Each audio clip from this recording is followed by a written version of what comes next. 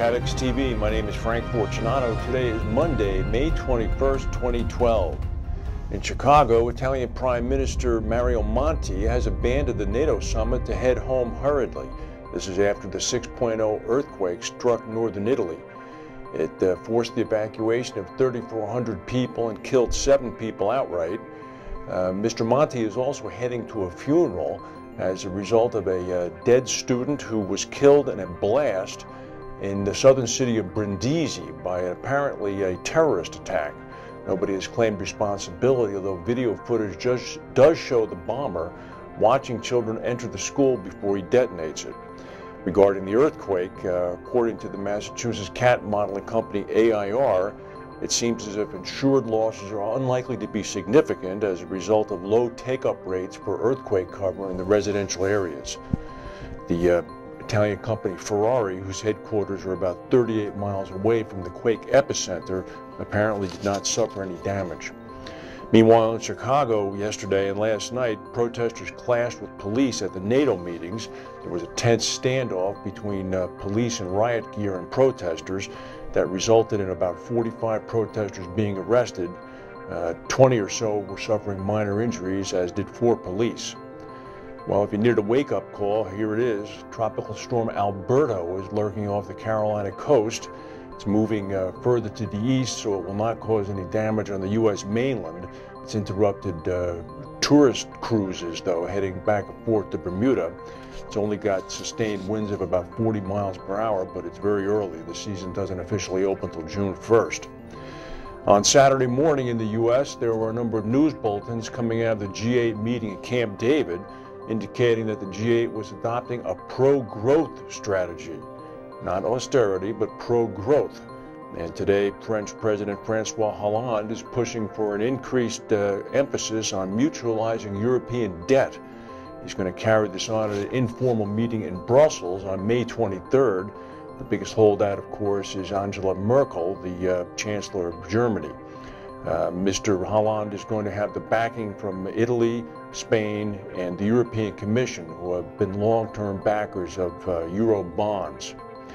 News from Bermuda that leading insurers are urging the Bermuda government to act to encourage companies to locate their senior executives on the island. This is after the Bermuda-based staff member totals has dropped now for the 4th successive year. The Association of Bermuda Insurers and Reinsurers said a survey of their member companies shows a clear correlation between the number of senior staff leaving the island and the employment opportunities for Bermudians. According to the ABIR, Bermuda-based workforces have cut numbers on the island by about 25% over the last 4 years, and over that same period about a total of 20% of the Bermudian citizens employed by the insurers and reinsurers have dropped off the payment rolls. Chrysler is recalling 87,000 Jeep Wranglers that were built in the year 2010. Apparently there is a defect in the bottom of the undercarriage that can cause a fire when debris wedges in between a plate and the transmission.